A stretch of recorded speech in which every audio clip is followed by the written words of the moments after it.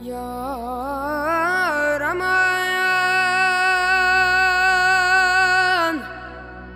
ay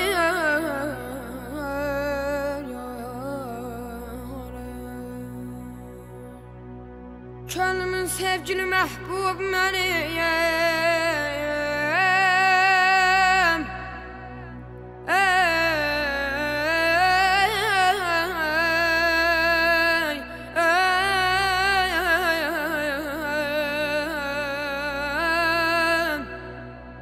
Vətənimdir, vətənimdir, vətənim Vətəni sevməyən insan olmaz Ay aman Vətəni sevməyən insan olmaz Olsa da o şəxsə vicdan olmaz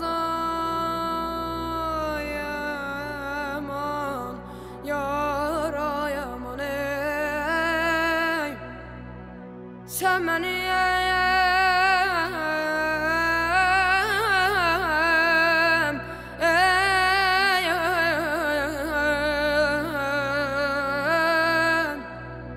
Sen benim köksümdə çarpan ürəksən Mən sənin köksündə kiçik bir zərrə Mənə qanat verən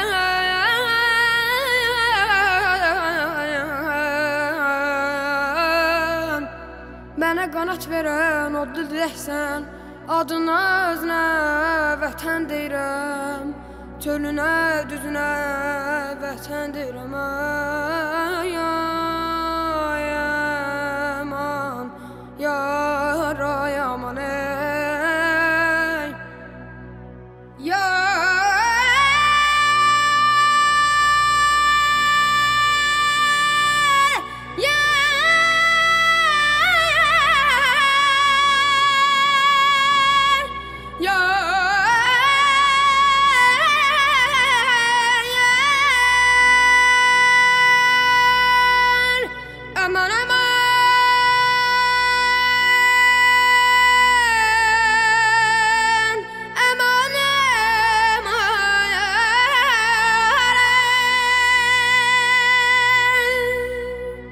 Aman aman, ay aman aman, yar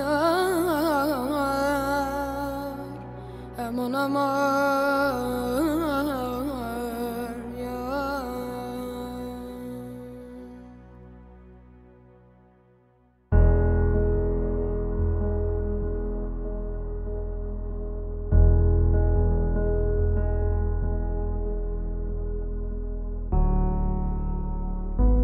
Mitt namn är Mikael Silkeberg och fotograf baserad i Stockholm. Min uppväxt i Danmark var jag en främling som svensk. Jag fann ett hem in i fantasins värld genom Hans Christian Andersens berättelser. Framförallt sagan om Näktergalen. Men det var ändå hans reseskildringar som väckte min nyfikenhet om Orienten. I boken Diktarens basar finns det ett avsnitt där Hans Christian reser till Turkiet och skriver ett kapitel om en ros vid Homeros grav. Han skriver: I alla Orientens sånger klingar Näktergalens kärlek till rosen i de tysta stjärnklara nätterna. Och mellan dem en diktare från Norden. Nu vill jag ta reda på mer om hans konstnärskap i hans födelsestad Odense.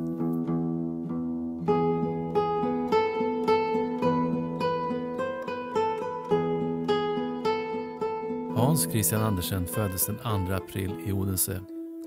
Hans verk finns översatta i nära 150 språk. Nu ska jag träffa en forskare, Einar Stig Asgård, vid Odense byns museer. I alle Orientens sange klinger nattergalens kærlighed til rosen. I de tavse stjerneklare nætter bringer den bevingede sanger sin duftende blomst en serenade. Det her citat, det stammer fra H.C. Andersens rejsebog, En digters basar, som Andersen han skrev efter sin store rejse til Orienten i 1840 til 1841. Det er en meget underholdende bog, som har alle en broget buket af digterblomster. Og det her, det er en lille historie om rosen på Homers grav, som Andersen senere tog ud af rejsebogen og lagde ind i sin eventyrsamling. Selve nattergalen og rosen er jo to figurer, man finder i Andersens eventyrverden. Vi finder den jo tidligere i Svinedrengen, hvor prinsen han kommer til prinsessen og giver hende 2 gaver, som hun afslår. Den første gave, det er jo en nattergal, og den anden gave, det er en rose. Det er et motivpar, som dukker op i Andersens eventyrforfatterskab gang på gang. Og her har vi jo et fint eksempel på, hvordan rosen og nattergalen knytter sig til kunsten ved, at rosen vokser på Homers grav, og nattergalen finder sin grav ved siden af den store digter.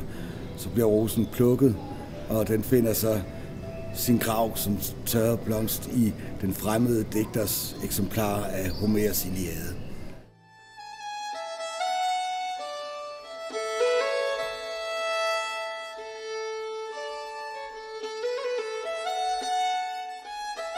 För att förstå mer om orientalisk konst ska jag träffa författaren Håkan Kjellin som har skrivit en bok om rosens roll i orientalisk kultur.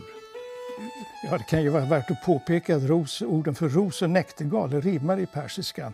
Ros heter gull och näktergal bulbul. Så att det finns ju dikter som heter Gull och bulbul som handlar om kärlekshistorien mellan rosen är hjältinnan och näktergalen hjälten. För muslimer så är rosen skapad av Muhammeds svett när han klättrade upp till himlen. Och så blev han svettades han, och så när hans svettdroppar träffade marken så blev det en ros. Och att den röda rosen är en del av Guds strålglans. Var och en som vill se Guds strålglans bör betrakta den röda rosen. Men framförallt är det ju kärleken som är det viktigaste temat. Rosen är ju känt i gammal grekisk, romersk kultur, så är det rosens dåliga egenskap av att vara så kort tid. Alltså knoppen slår ut på morgonen och så är den vissnad på kvällen eller möjligtvis nästa dag. Och då är det ju naturligtvis så att det var ju som kvinnans kärlek. Den varar inte länge, den är nyckfull. Annars är den mest, apropå kärlek, så är det kärleken mellan rosen och näktergalen som är. Rosen då var det som fulländade blomman och näktergalen den fulländade sångaren. Och de två högsta eller vad ska jag säga, representanterna för 2 olika världar, den synliga och den hörbara världen, måste ju hänga ihop på något sätt. En riktning inom persisk islam är sufismen, och den mest kända diktaren där är en som heter Rumi. Och i hans huvudverk Masnavi förekommer både rosor och näktergalar. Och han skriver till exempel: när rosen är borta och trädgården mist sin skönhet kommer du inte längre att höra näktergalens berättelse. Men det är alltså på det hela taget, i litteraturen så är det förgängligheten, skulle jag säga.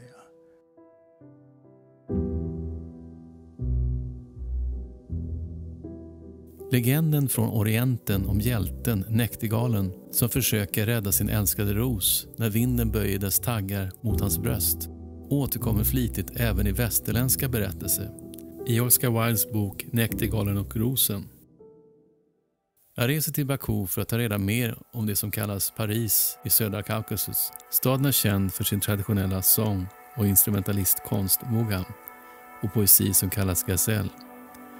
Det förekommer mängder av dikter om näktergalens kärlek till rosen, och myten har också blivit en symbol i form av en sällsynt orkidé, Orpheus caucasica, Khara bulbul.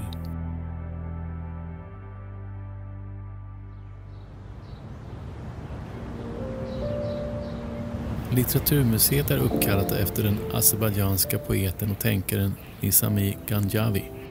Nizami skrev ett poem om kärleksberättelsen från öst, Leyla Majnun. Det finns en passage där näktergalen förekommer med dessa rader. Jag känner mig som en näktergal i smärta, instängd i en bur. Jag vill ha blomman i trädgården. Vad är kopplingen mellan västerländsk och österländsk kultur, frågar jag litteraturkritiken Asad Jahangir. Azərbaycan şərq ölkəsidir və şərq mədəniyyətinin tərkib hissəsidir. Şərq mədəniyyətində isə qəzəllər, divan şeirləri və muğamat olduqca mühüm rol oynayır.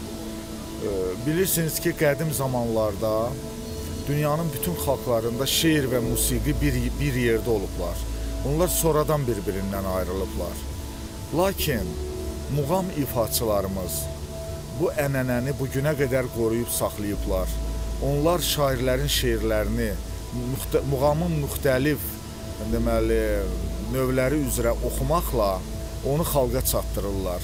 Sadə xalq kütlələri muğamatı çox yüksək qiymətləndirir və qəzəl ədəbiyyatını, klassik şeir formalarını da muğam vasitəsilə çox asanlıqla mənimsəyirlər. Mən Qarabağlıyam əslən. Qarabağ Azərbaycan muğamının beşiyidir. Burada hər bir insan 7 yaşından tutmuş 70 yaşına qədər, daha çox yaşa qədər muğamatı və qəzəli sevir və ona ürəkdən bağlıdır. Ona görə də Qarabağa, Şuşaya çox zaman muğamın beşiyi deyirlər. Azərbaycanın ən böyük qəzəl ustaları, xüsusilə də muğam ustaları məhz Qarabağda, Şuşada yetişiblər. Və ona görə də hər bir Qarabağlı kimi mən də muğamatı da, qəzəli də çox sevirəm. Bu həm mənə öz xalqımın tarixi ənənəsindən gəlir, həm də mənsub olduğum ailədə qəzələ və muğama olan böyük ehtiramdan, sevgidən irəli gəlir.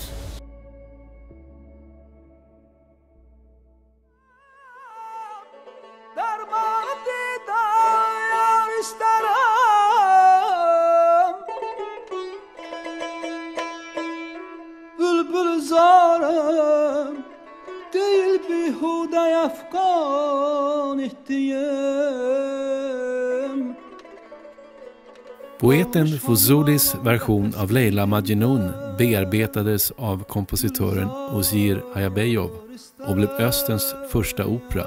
Muğamsångaren Manzum Ibrahimov har gestaltat Majnun många gånger. Ustaddan şagirdə öyrədilir. Yəni Qarabağın da, yəni ümumiyyətcə muğamımızın inkişafında Qarabağın çox böyük rol olub. Ona görə ki, birinci növbədə orada Üzeyir bəy doğulub. Orada bizim sənətimizin yaradıcıları, böyük xanəndələrimiz Cabbar, Seyid, Keçəçoğlu Məhəmməd, Seyid Şuşinski, Xan Şuşinski, Bülbül, Rəşid Behbudov, Məcid Behbudov. Yəni onlar ki, o torpaqdan çıxdığına görə muğam orada inkişaf edib. Yəni muğamın inkişaf edib, tamam oradan Gəncəyə, oradan Tiflisə, oradan da artıq bütün dünyaya. Bilirsiniz ki, bizim o əsrin əvvəllərində, 19-cu əsrin əvvəllərində Azərbaycanın xanəndələrin Varşavada, sonra Rigada böyük belə vallara, səslərin, o muğamların vallara yazıblar. Yəni. O vallar bugün də arxivdə yəni durur yəni. Yəni demək istəyirəm ki, Azərbaycanın xanəndələri o vaxtda dünyada yəni məşhur olublar.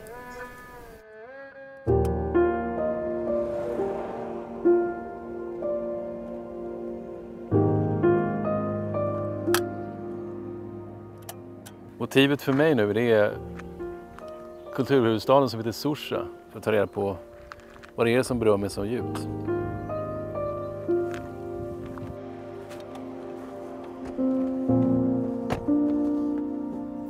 Orientens poet Hafiz skrev en gång att en poet är någon som kan hälla ljus i en kopp och sedan höja den för att ge näring åt din vackra, uttorkade, heliga mun. Əfsanəyə görə bir gün bülbül öz sevgilisi Gülün görüşünə getmək istədiyi vaxt bərk külək əsir. Küləyin məqsədi Gülü bülbülün gözləri qarşısında alçatmaq imiş. Külək öz gücünə, qüvvəsinə həddindən artıq inanırmış. O əsəndə, hərəkətə gələndə, aləmi tozanağa bürüyəndə bütün canlılar onun qarşısında əyilərmiş. müqavimət göstərmək istəyənləri isə yerlə yeksan edərmiş. Nəhəng çınarlar, uca sərvlər, salxım söyüdlər onun qarşısında dönə-dönə əyilirdilər. Yalnız zərif, gözəl, ətirli gül küləyin azğınlığına, gecəxanalığına tabe olmurdu. Bunu görən külək qəzəblənir. Ay zərif, ay zəif gül, sən hansı cəsarətlə mənə baş əymirsən? Sən bu gücü hardan alırsan? Gül inamla cavab verir. Məhəbbətdən. Məhəbbətin gücü yenilməz olur. Sevən vüqarlı olur. O heç kəsə baş əymək istəmir. Mən bülbülü sevirəm. Onun saf məhəbbəti məni baş əyməyə qoymaz. Külək biraz da qəzəblənir. Yaxşı, baxarıq. Sən məhəbbətini sına, mən də gücümü. Külək bu sözləri deyib tükürüyür. Elə bu vaxt bülbül sevgilisi gülün görüşünə gedirdi. Küləyin qəzəbi qarşısında gül dözə bilməyib bir yarpaq əyilir. Külək qələbəsindən sevinərək daha bərkdən uğulduyur. Bülbül özünü vaxtında gülün harayına çatdırır. O, sinəsini yavaş-yavaş əyilən gülün köksünə söyküyür. Külək daha da hiddətlənir. Bülbül gülün əyilən qamətini düzəldir. Ancaq gülün xarı, yəni tikanı, onun sinəsinə sancılır. Bülbül məhv olur. Amma gülü bir addım belə əyilməyə qoymur. Elə həmin vaxtdan özünü məhəbbət uğrunda fəda edən bülbülün adı Xarı bülbül qalır.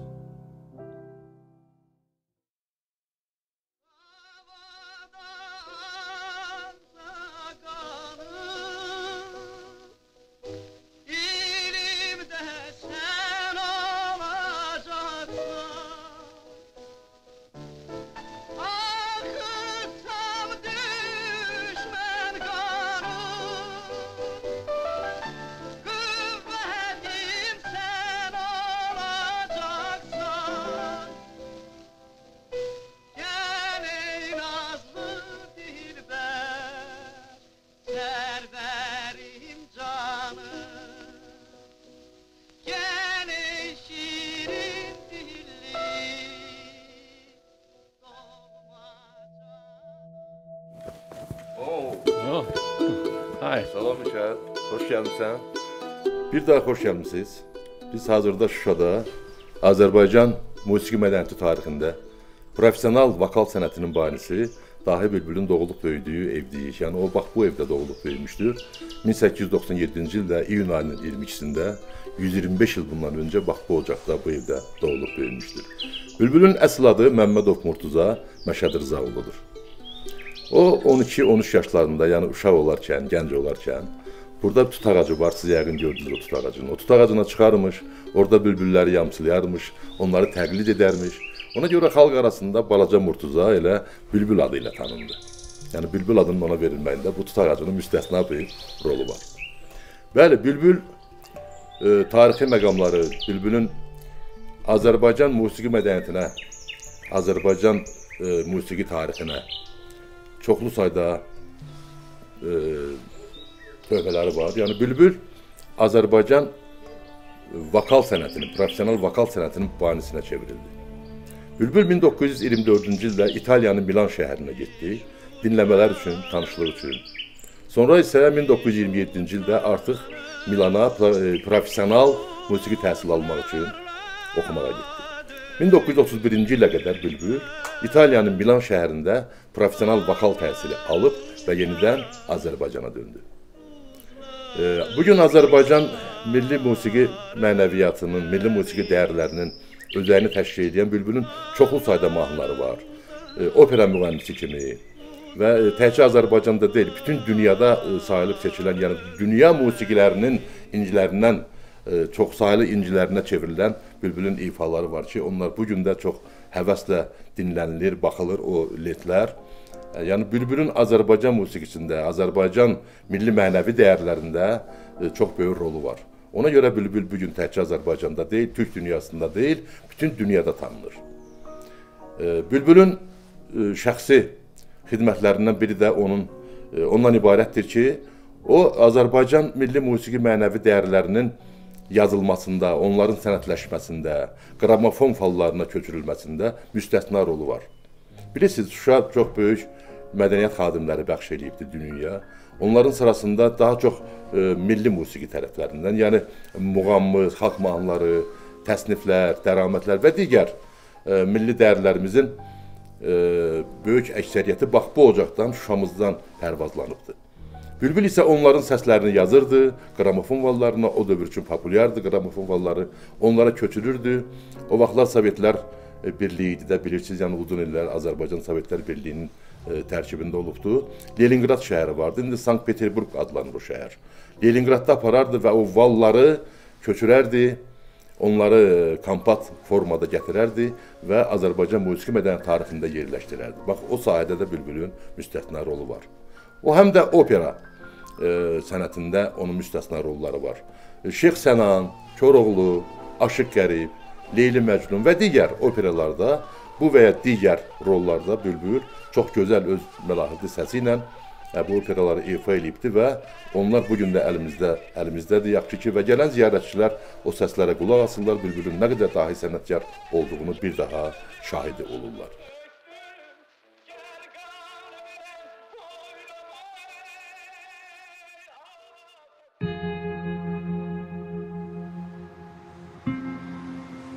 Jag lämnar Susha i en stark känsla av vemod och försöker samla intrycken av de två världarna, öst och väst, som Ozir Hayabeyov lyckas förena i musiken.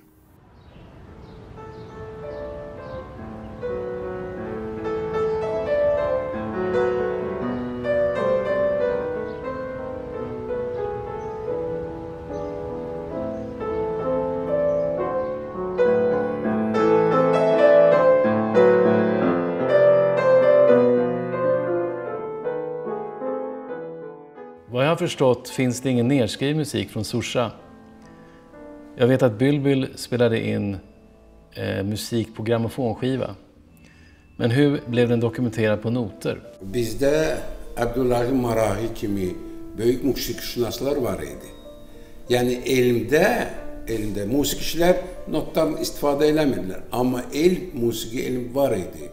Navvab Şuşada və əlbəttə əgər biz notdan danışırıqsa, əlbəttə Üzeyir bəy böyük bir inqilab yarattı. O faktiki olaraq muğamı, bütün o xalq mahnıları notla bağladı. Bu çox inqilab bir addım idi və hərdən bir deyirdilər ki, bəs necə olur, notla olmaz, improvizə olmalıdır. Amma yox, Üzeyir bəy sübut elədi ki, muğam və not bir yerdə olanda böyük bir əsərlər meydana gəlir. Misal üçün, simfonik muğamlar, muğam və simfonik orkestr, Gül kimi gözəl əsərlər, Fikrət Əmirovun, Niyazinin, Süleyman Ələskərovun simfonik muğamları. Və Bülbül, siz demişsiniz ki, gramofonu yazırdı. Bülbül bu binada bir kabinet açdı və bu gramofon və Bülbül 3-cü mərtəbədə onun kabineti idi və orada yazırdı, dəvət eləyirdi.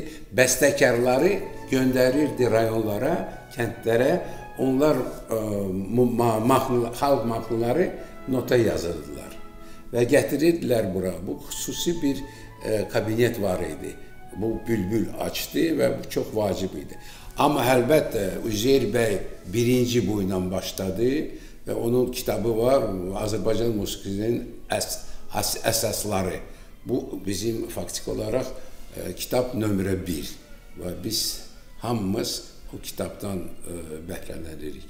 Əlbəttə Üzeyir bəy dahi məhz ona görə ki, bu not inqilabı Azərbaycanda birinci dəfə o həyata keçirdi.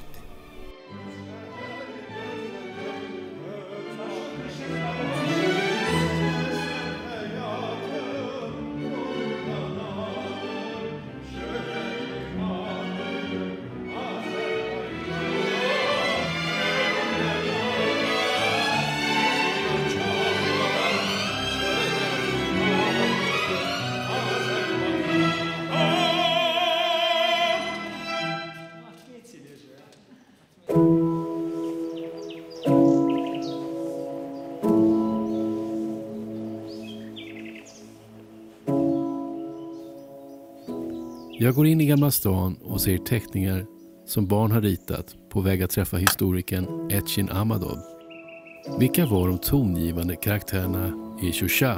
Sonra Azərbaycan dramaturgiyasının banilərindən biri Nəcəf bəy Vəzirov, Azərbaycanın satirik şairi Qasım bəy Zakir, ondan sonra dramaturg yenə də yazıcı Süleyman Sani Axundov, ondan sonra adını çəkə bilərik biz maarifçi, ədəbiyyat tarixinin banisi Firidun bəy Köçərli.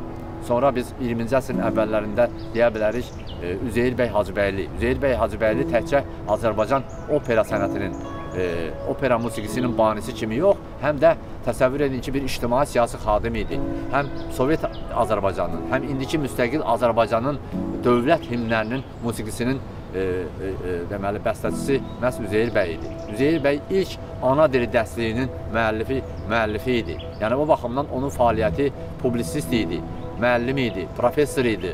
O, yəni çox şaxəli fəaliyyəti ilə bir ictimai xadim idi Azərbaycan üçün. Təkcə bir bəstəkar deyil idi. O zaman eyni zamanda Əhməd bəy Ağolunun adını çəkə bilərik. Əhməd bəy Ağolu həm Azərbaycan Xalq Cumhuriyyətinin, həm Türkiyə Böyük Millət Məclisinin parlament üzvü olmuşdu. Sorbonne Universitetini bitirmişdi. Sonra Sorbonne Universitetini bitirəndən sonra gəlib Şuşada fransız dilindən dərs deyib. Ondan sonra Azərbaycanın ictimai-siyasi həyatında görkəmli rol oynamış şəxsiyyət kimi həm şərqşünas idi, həm hüquqşünas idi, həm türkiyoloq idi, həm folklorşünas idi. Yəni bu çox şaxəli fəaliyyəti ilə Azərbaycanda və Türkiyədə tanınmış bir xadim idi. Yusifədir Çəmənzəminli diplomat idi, ədib idi. Ondan sonra kifayət qədər şəxsiyyətlərin mən adlarını çəkə bilərəm. Musiqiçilər də öz yerində. Kifayət qədər musiqiçilər ki var. Onlar Keçəçoğlu Məhəmməd, Cabbar Qaryağdıoğlu, ondan sonra Qurban Pirimov, Xan Şuinski, Seyid Şuinski, Bülbül, Rəşid Behbudov, Süleyman Ələsgərov, digər bəstəkarlardan Fikrət Əmirov, Məcid Behbudov, Zülfüqar Hacıbəyov, Niyazi, Maestro Niyazi və digərləri Azərbaycanın həm ictimai-siyasi, həm mədəni həyatında görkəmli rol oynamışlar və Azərbaycanın həm elminə, həm təhsilinə, həm mədəniyyətinə dəyərli töhfələr vermiş xadimlərdirlər. Jag blev tagen av denna textrad ur Leila Majnun. På den översta grenen satt näktergalen och suckade som Majnun, medans nedanför lyfte rosen hennes huvud ur hennes blombad mot fågeln som Leila.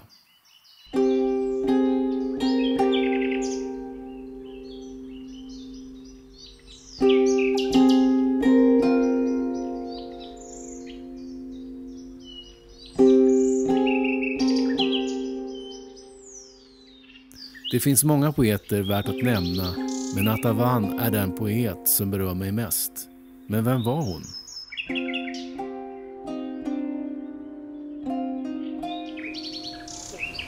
Xurşidbanu Natəvan 19-cu əsr Azərbaycan ədəbiyyatının ən böyük nümayəndələrindən biridir. Onu Azərbaycan xalqına sevdirən, onun xatirəsini müqəddəsləşdirən bir neçə cəhət var. Birincisi o, Çar Rusiyası tərəfindən əsarət altına alınmış Qarabağ xanlığının sonuncu hökmdarı idi. İkincisi, Natəvan çox istedadlı bir şair idi. Üçüncüsü, Natəvan xalq üçün xeyriyyəçi işlər görürdü və bu da xalq arasında ona böyük hörmət qazandırmışdı. Onun vəsaiti hesabına 8 kilometr uzaqlıqdan İsa bulağından Şuşa şəhərinə arx çəkilmişdi, su arxı və Şuşa əhalisi daimi içməli su ilə təmin edilmişdi. Buna qədər isə əhali içməli su üçün 8 kilometr uzaqlıqda bəzən qışda, qarda, yağışda gedib su gətirməli olurdular.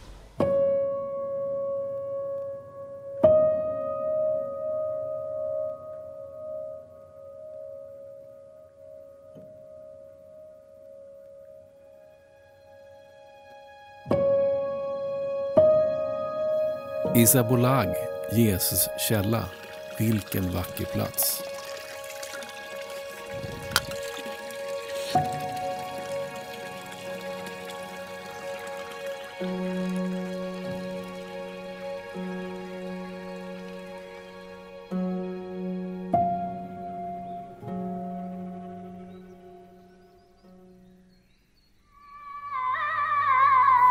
I början på 1700-talet fanns det inget dricksvatten på denna bergsplatå på 1300 meters höjd och därför fanns det inte heller någon bosättning. Panahalli Khan hittade källan med dricksvatten och grundade 1752 staden Shusha. Först byggdes en ringmur så att fienden inte kunde inta staden. Sedan utvecklade han det till en stad med bebyggelse som blev en samlingsplats för upplysta intellektuella. Till exempel poeten Mullah Pana Waqif. Han var inte bara en poet utan också en statsman och fick därför ett mausoleum byggt i hans ära. Bayram oldu. Heç bilmirəm neyniyim. Bizim evdə dolu çuvalda yoxdur. Düyü ilə yağ hamı çoxdan tükənmiş. Ət heç ələ düşməz. Motal da yoxdur. Bizim bu dünyada nə malımız var, nə evdə bir sahib camalımız var. Vaqif, öyünmə ki kamalımız var. Allaha şükür ki, kamal da yoxdur. Ümmana döndü qanına, çeşmi tərim haray, haray.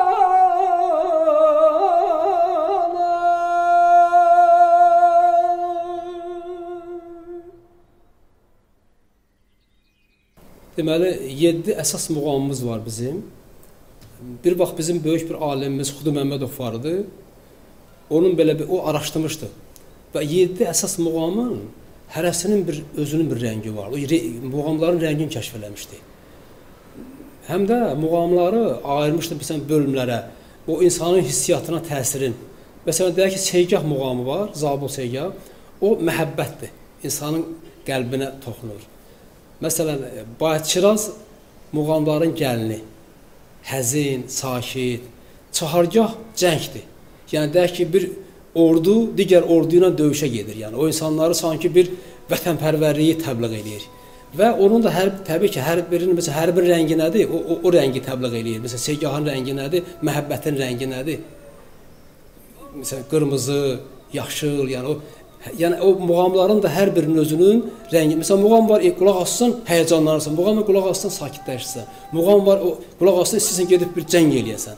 Yəni, muğamların da, yəni əslində Azərbaycanın muğamları Azərbaycan xalqının keçdiyi bütün tarixi özündə əks elətdirir.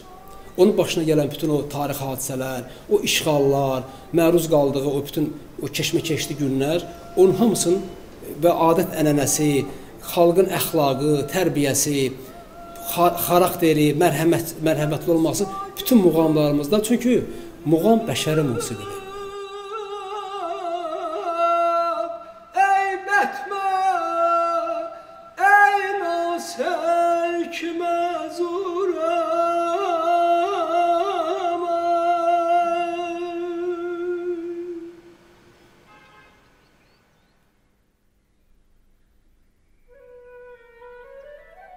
Nu har jag fått möta källan till min barndomsberättelse av en diktare från norr, Hans Christian Andersen. Det finns många andra litterära verk där öst möter väst. Men lyckas Mugham-musiken från öst förena musiken från väst, undrar jag. O bilirsiniz, bizdə əlbəttə misal üçün tarzanlar var. Onlar həm listi, həm Mozart'ı çalırlar tarda. Bunu Üzeyir bəyin məktəbidir, Üzeyir bəyin ideyasıdır. Əlbəttə, o çox istəyirdi ki, şərq və qərb birləşsin. Bəzi adamlar deyirlər ki, yox, onlar heç vaxt Kipling deyirdi, heç vaxt şərq və qərb birləşə bilməzlər. Amma Üzeyir bəy sübut elədi ki, birləşə bilərlər. Musiqi də hər halda birləşmə var idi. Və əlbəttə, indi, misal üçün, baletdə, Əmim Əfrasəb Bədəlbəli baleti yazanda, orada simfonik orkestr. Amma tarı da orada çalır və tar xüsusi bir aromat verir, xüsusi bir ləzzət verir ki, birdən simfonik Koroğlu operasında, Uverturada tardı çalır. Üzeyir bəy çox istəyirdi ki, simfonik orkestr və tar üçün və kəmançə üçün xüsusi konsert var. Tar və simfonik orkestri üçün konsert. Tarih solist kimi ifa edir bu konserti. Əlbəttə, bu Üzeyir bəyin ideyasıdır.